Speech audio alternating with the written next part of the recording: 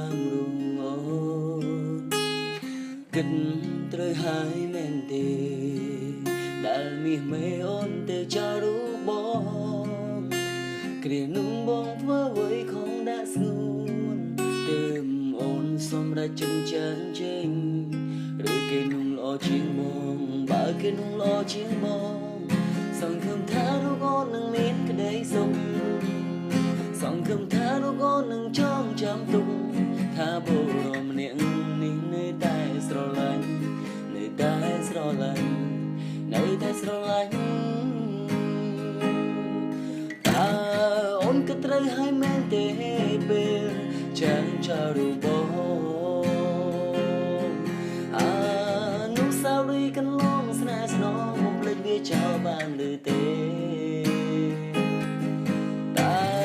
អូនក៏ត្រូវហើយមែនទេពេលចាំចោលរូបបងសូមជូនពរឲ្យបានសុខជាមួយនឹងអ្នកថ្មី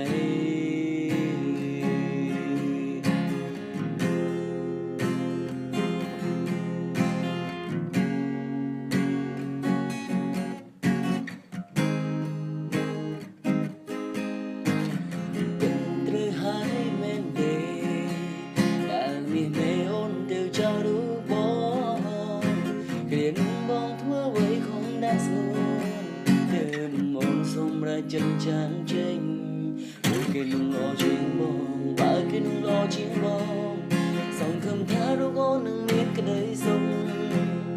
សង្ឃឹមថារូបអូននឹងចងចាំទុក